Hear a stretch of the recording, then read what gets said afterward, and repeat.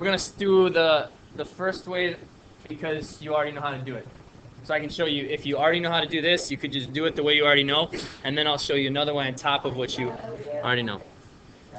Solving by separation of variables. I'm going to rewrite this, and we're going to take the integral, what I have in terms of x and y, but that's okay because I happen to have a dy and a dx. What we're going to do is we're actually going to put all the x's on one side and all the y's on the other. We'll put the dx on the one side, we'll put the dy on the other, and then we'll have it in the format that we need that we'll be able to take the integral of both sides. We've done this with y's and x's for derivatives, but we haven't done this yet with integrals. I don't really have a choice which side I put the dy and the dx on. The dy is on the top, it's in the numerator where it is, so the first thing I'm going to do is I'm going to move that dx over to the other side. And we've done that a few times. When we were doing our u substitution, we had du dx, but we realized, well, we wanted to replace the dx. We moved the dx up to the other side. It's just your differential there, dy, your differential dx. Well, I can't take the integral of both sides yet because I have x's and y's. So we have to change this so that that y ends up on the other side. Can we do that? Well, let's change this real quick. I'm going to rewrite this one last time. Before moving the y, we'll take it and have an x squared. We'll have a y squared dx. And to move the y over to the other side, we're going to end up dividing by it. You can put 1 over y squared, or you could just put it on the bottom here, y squared. And as long as you do it to both sides, if those two expressions are the same, we can take the integral representing, whatever it might be, the area under the curve. If those expressions are the same, well, then the integral of each is going to be the same. So doing that to both sides won't matter.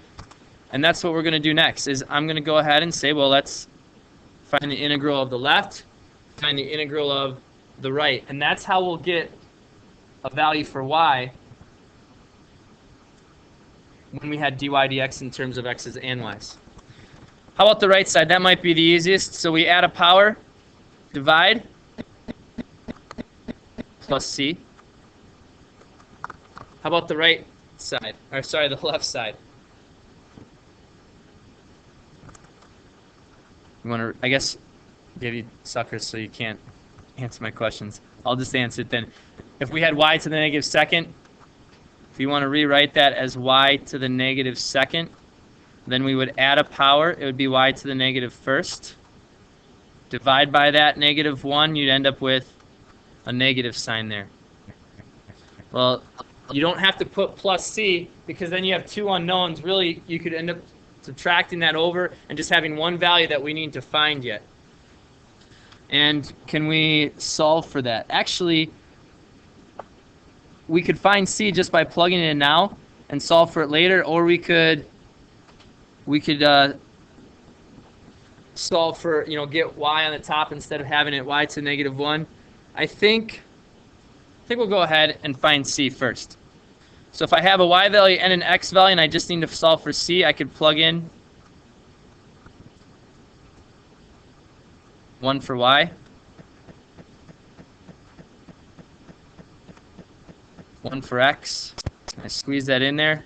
I don't know if you guys have enough room or if you need to draw an arrow soon, what I'll end up doing shortly. I'll get myself a little bit more room to finish it up. So we end up with c equaling, well, 1 to the negative 1 is still 1, right? So you have negative 1 equal to 1/3. Subtract 1/3 from both sides, you'd end up with negative 1 and 1/3, or negative, doing a lot of that in our head. But if you needed more time, you could go ahead and solve for c. You all can do that. Just depends on how much work you need to show or how much you'd end up doing on your calculator. So we end up with this equation yet. Negative y to the negative first equals 1/3 x cubed. And now I have my c value, which is negative 4/3. So there's our equation. We're done, except it'd be nice to have that maybe solve for y. Change this to maybe negative 1 over y. Move that y to the bottom. And what I want to maybe do, I mean, different ways we can finish this up. Maybe get the other side to one single fraction so we can just flip it, or cross multiply, or whatever you would want to do. So as long as these have the same denominator, this will be really easy to combine. I could just say that's x cubed minus 4 all over 3. I don't think I did that way in my notes, but easy to do that. Not the only way, but we'll try it. And then really, you could cross multiply it, or we can just flip this too. Do the reciprocal on both sides. We'd end up with negative y. I guess I don't want negative y still. So one last step here real quick. And that's all good and fun. Lots of algebra towards the end to try to finish up. But go back to the main part here is towards the beginning. That's what we're looking at. If you can get dy on one side, dx on the other, your y's with your dy, your x's with your dx, you can take the integral of both sides and find out what y equals, even though our derivative was in terms of x's and y's. Haven't done that yet. The reason that comes up is because of this statement below. Probably be one that we'll make a note card of. Y changes at a rate proportional to the amount present. You have to, almost like you have to have this memorized, so that when you see that, you know we're talking about this, but that ultimately those two things are going to point you to a different equation. Let me kind of show you that real quick. Have to figure out where I have room here. Let's go. I think I have more room off to the right. I'm going to run through this. If you think you'd follow this better, you're not going to have to be able to do this again, but I'll show you a little bit of the y. And the y uses what we just learned. That's why they've waited to show you this until now, or to this part of the y, because we wouldn't have been able to follow it before. If I have this equation, dy dx equal to ky. So you have this proportion here. Well, let's put the y over on the other side, so I'd end up with dy over y. And I'll put the k as a constant, so that's okay. I'm going to put that up with, or leave that where it is, and move the dx up to the right. And I'm going to take the integral of both sides. What's the integral of a constant? So if it was 1, your antiderivative would be x. If it was 5, it'd be 5x. If it's k, it's going to be kx plus some constant. What's the antiderivative? What's the integral of 1 over y? I don't know if it's a genius question today, but I'm not sure how many of you will remember. Natural log and absolute value. If you want to solve for y right now, what would we end up doing? You want to solve for y right now. How do you solve for y? How do you get rid of the natural log so it's just y? So we would end up taking e to both sides. So I have the natural log of, the absolute value of y.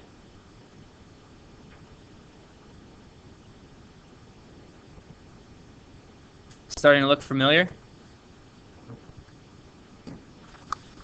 Not too much later, we'd end up with, if you want me to show you, I can show you the rest of that, but not too much down the road, you're seeing that this is going to get you to this equation.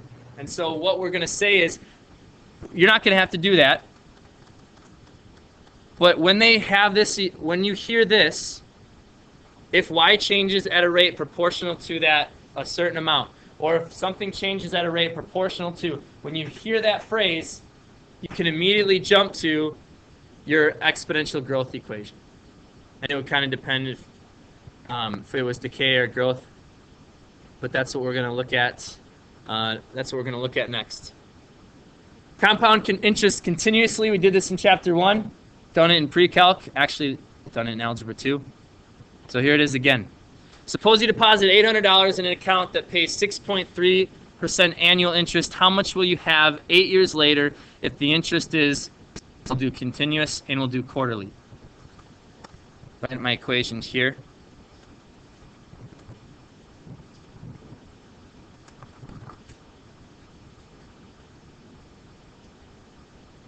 I don't think we're going to have to solve here. We're going to be able to say that $800 is your initial amount. So y naught is your initial amount, your initial value of y, times e to the, have k 0.063 times, let's say, after 8 years. That's time equals t.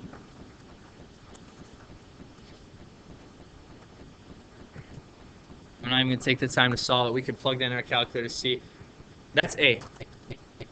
Already solved. Y equals that value. B, do the same thing. Anybody remember from way back when, or from chapter 1 even this year, what we did when it was quarterly? Okay, divide by 4 and multiply by 4. So we're going to do this. We're going to say, well, here's our interest rate. 1 plus 0.63%, so 0.063, except that 0.063, we're going to take 4 times, right? So we're not going to do the whole 6.3%. We're going to do a quarter of it, but we're going to do it 4 times. So that time is going to change also, and we're going to have a 4 where our time goes. Instead of doing the whole 6.3% at once, or instead of doing it continuously with E, we'll do it a quarter of it 4 times. And then we'd plug that in. That's something we had reviewed. And we'll get to see that again. Turn the page. We only have 3, 4, 5. So I know I said I was going to try to do this all in one class period. There's only 3 examples here. Going to try to do it a couple times, starting with maybe the way you know. And actually, we're going to come back to example 3. So jump all the way to example 4, trying to just use what we already know the first time through a couple here. And then we'll go back and I'll try to show you a couple things that could save us some time. In fact, I'll even make sure I leave myself enough room. I'm going to draw a line right down there so we can do it another way. At the beginning of the summer, the population of a hive of bald-faced hornets, which are actually wasps, is growing at a rate proportional to the population. From a population of 10 on May 1st, the number of hornets grows to 50 in 30 days. You guys can read. Why am I reading that for you? Did you catch this line, though? Growing at a rate proportional to the population. That is something you will see on the AP exam. That phrase is something you will see. And so what we're going to do is jump to, we could say, okay, so dy dx equals k times t. But then instead of that, we're saying, now that we know how to integrate when you have y's on one side and x's on the other, with the dy on one side and then dx on the other, we're going to jump right to our equation. And we'll have another way to do it, but that's what we already know. And we've solved with that before, so that's where we'll start. What can you give me? What can we plug in for what?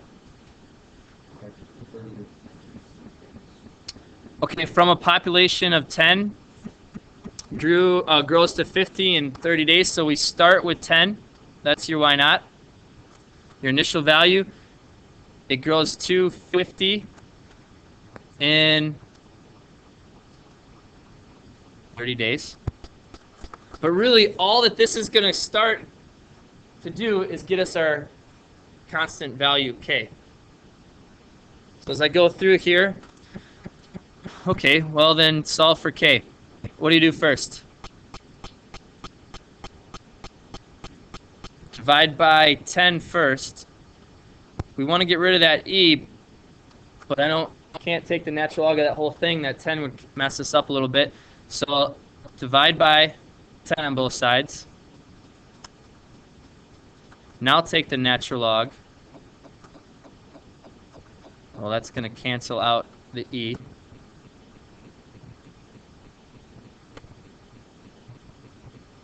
And our constant is natural log of 5 over 30.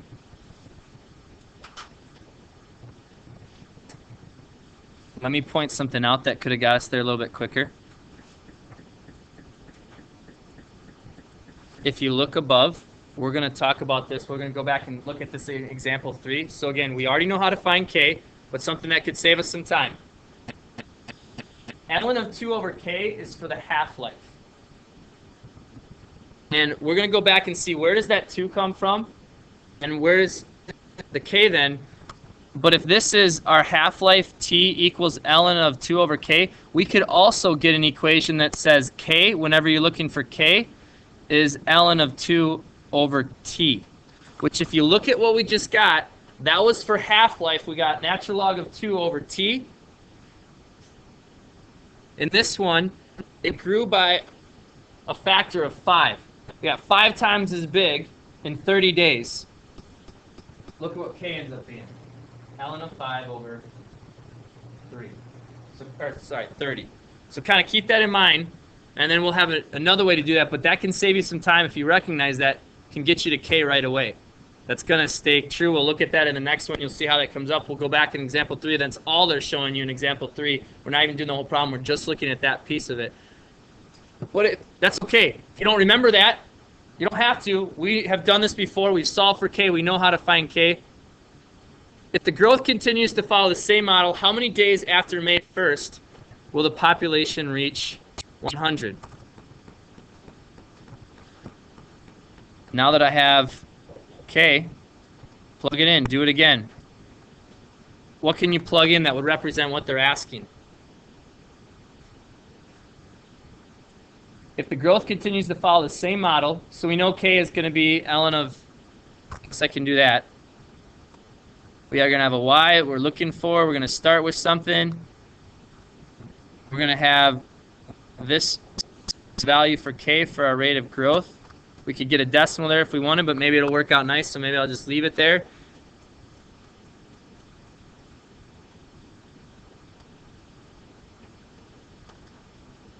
T is what we're looking for. What do we use for the initial value for y, and what do we use for y? Our initial value is 10. So how many days after May 1st? So we're saying we are starting with 10. Will the population reach 100? Can we solve for that? So divide by 10. And really it doesn't matter what we start with or what we grow to, as long as you know you're going 10 times. You know what you're growing to. That's going to be that number that we set it equal to. And again, just another piece that can save a little bit of time. Now take the natural log of both sides. Would cancel out the e.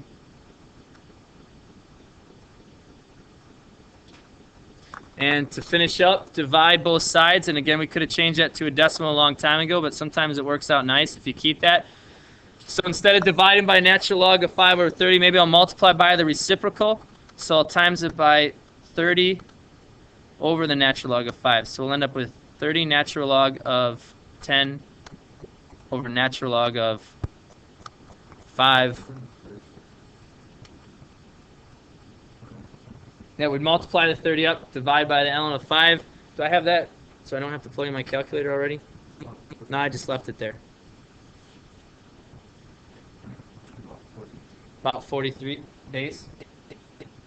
We done that before? Does that all seem pretty familiar? Okay. Try another one. We'll do it the same way, and then I'll show you something that might save you some time. Try example 5. Or we'll do it together. And again, maybe draw that line down the middle to make sure I save some time to show you how we could do this more quickly. Scientists who use carbon-14 dating use 5,700 years for its half-life. Find the age of a sample in which 10% of the radioactive nuclei originally present have decayed. We can find the value of k, and I think I will just to show you what's going to happen. If we start off with this equation again, y equals y naught times e to the k times t, and I show us solving for k, I'm telling you we're going to get natural log of 2 over 5,700. And the reason being, if I scroll back up, what we have here with half-life, it's going to be the natural log of 2 over your time. Just getting that same equation. Instead of half-life equaling natural log of 2 over k, well then K equals natural log of 2 over time. Make a note card of that so it kind of sticks, just so when we're reviewing it, it's one of those things that, remember the AP exam is timed, so anything that saves you some time, if you can have that stick there, is nice. But you don't have to. If the half-life is 5,700 years, you can do this a couple different ways. You could say, well, if I started off with 2, what's half of 2? We're going to end up with 1, and say, okay, that's 5,700 years. Or maybe you do something like this instead. You know it's going to just be cut in half, and that number is going to go in the end there with what we're setting equal to our E. If I scroll back up, just trying to point out a couple things to you guys to help if you already are somewhat familiar with this. Again, when we did this equation for the last one, we went from 10 to 50. The number that you're setting it equal to grew by a factor of 5, or it was 5 times as much, so it's just 5 equals that. Or here, if we were going to 100 from 10, well, it's going to be 10 times as much. So if you know that, you can just jump right to that and say, well, it's going to be half as much. Just say a half, or 0.5 equals that. But again, you don't have to know that. Just take a second to get there. Solve. I'd get natural log of 0.5 equals, it would get rid of the E, K times 5,700. Divide.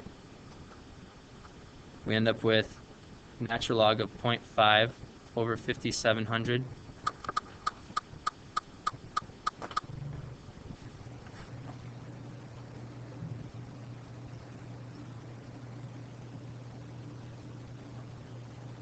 Natural log of 0.5. I have natural log of 2. How come?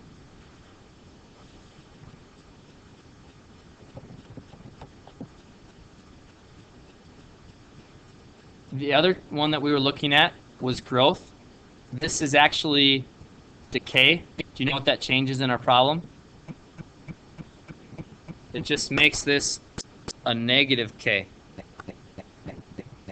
So all that's going to change here is when we're solving this, that's what negative K equals. Well, how does the negative change my 0.5 magically to a 2? It is the same thing. Can you explain why? The negative ln of 0.5 over 5,700 is the same thing as the natural log of 2. Do you know why? What can you do with that number out front? If it was a 2, we can make that a power. 0.5 to the second power. So what we're actually doing is we're taking this negative and we're saying negative 1 time... My marker, or my pen is messing up here. We're saying negative 1 times natural log of 0.5, and we're moving this up and saying natural log, and I'm going to change this to 1/2 to the negative 1 power instead of having the negative out front. And because it's decay, that negative sign is taking my 0.5 and it's changing it to natural log of 2 over 5,700. Which would be nice if we just knew that right away. That would save us some time. That's not actually what I'm going to end up showing you that'll save us the most time, but that's a possibility. Then we can go, once we have that K value, then we can set up the problem and solve.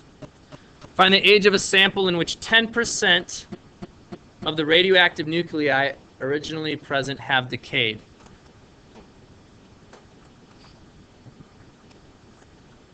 Times, what can you plug in that equation?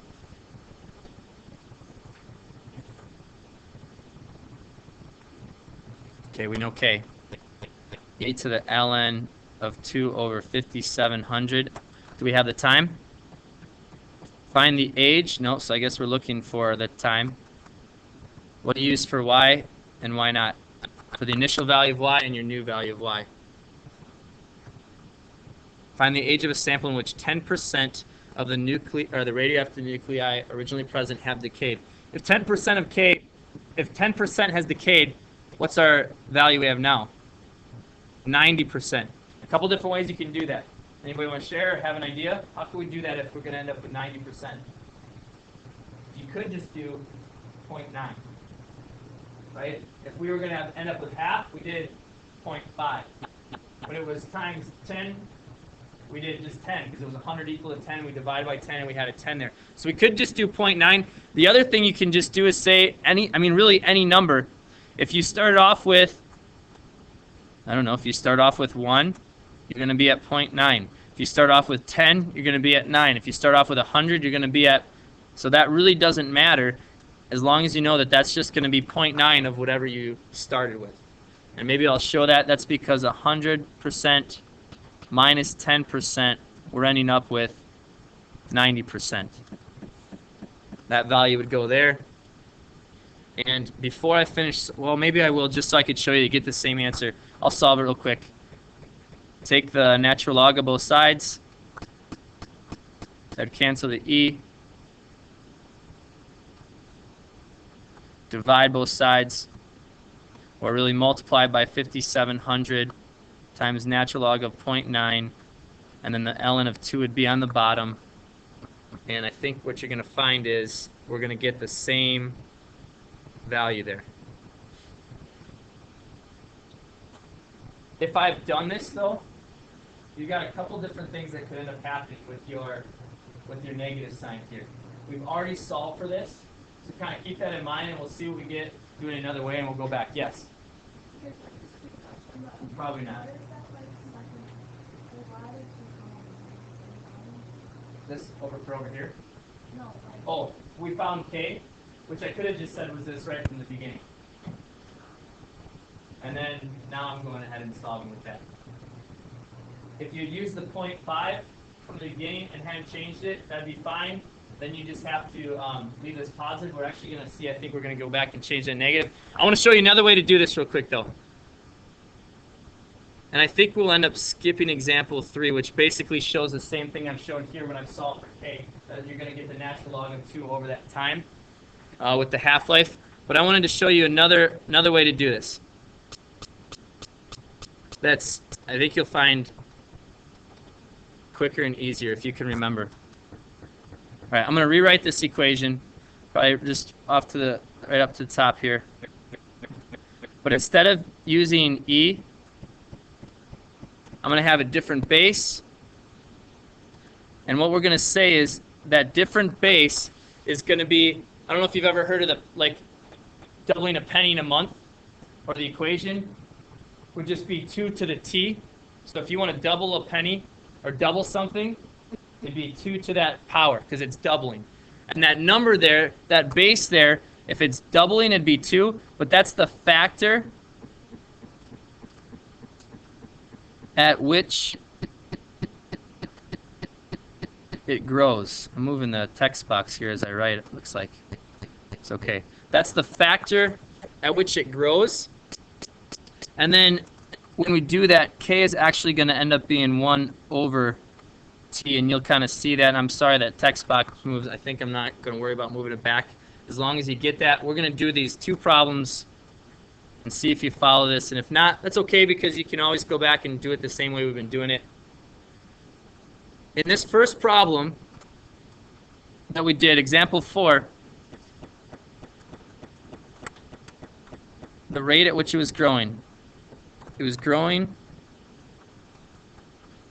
or I'll say grows by a factor of 5 in 30 days. So when we set this up, it went from 10 to 50 in 30 days.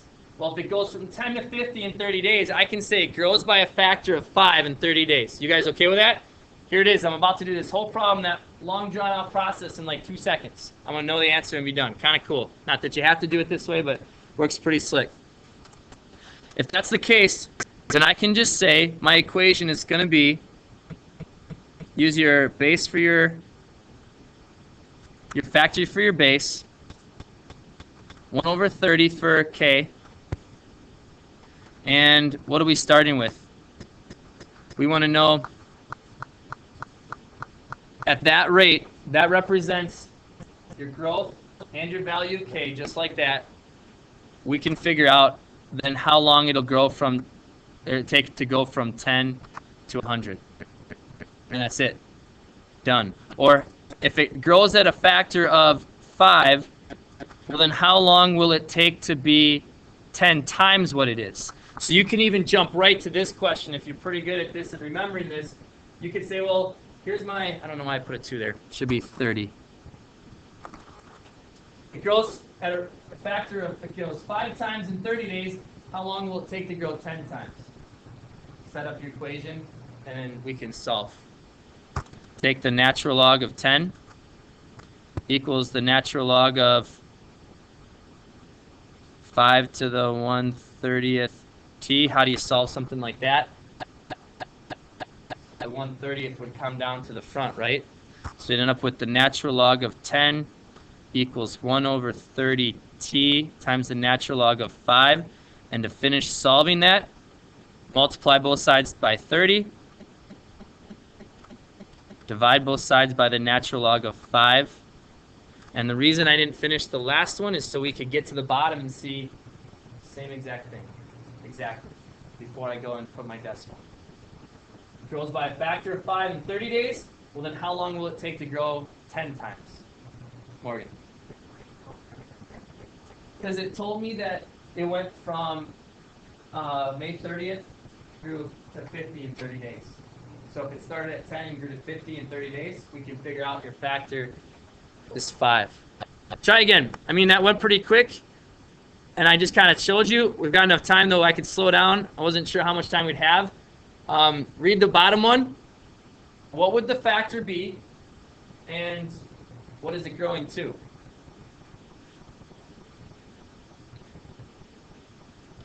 So what's your factor, and how much time? And then what do we want to know?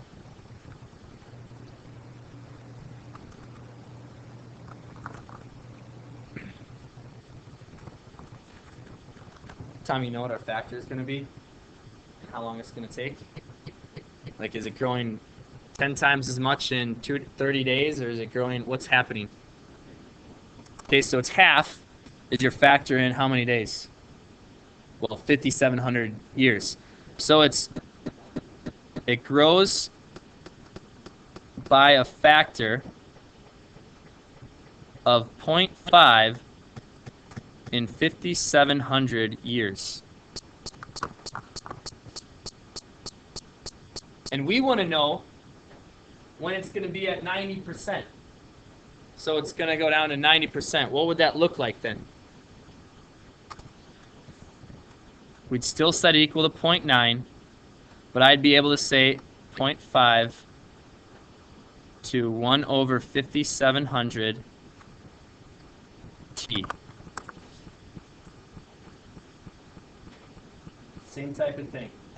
This is the factor which it's growing. It's cutting in half in 5,700 years.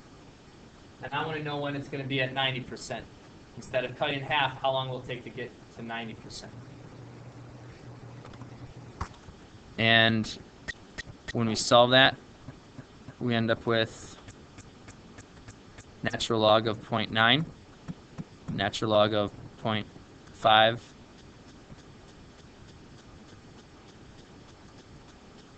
and I'm going to end up changing one thing from the first one, but I was going to leave it there for you till we saw that this one was really close to being the same again. We have, well, here, I'll let you guys solve it. Just give me a second. Go to the phone. I don't know. I was guessing, so hopefully it's right. I haven't.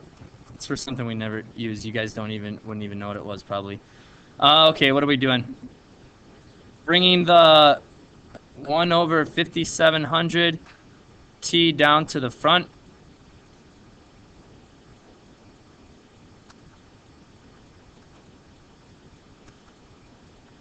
And to finish this up, to get TL by itself, I'll multiply both sides by the 5,700. I have that natural log of 0.9 there, and I need to divide by the natural log of 0.5. A little bit different than what we got the first time. I have a 2 there instead of a 0.5. What's up with that? You think we're right? What do you get when you plug it in? If I get 57, if I take 5,700 times natural log of 0.9, divided by, yeah, we have a negative value somewhere that's going to change things, right? So that's what I'm asking. Divided by 2. I end up with negative, first one I get negative 178.3. That can't be right. The second one, 5,700 times natural log of 0.9 divided by natural log of 0.5 is something completely different. So what's the difference? Probably that first one's not right. Probably not negative. So what happened in the first one? Oh no.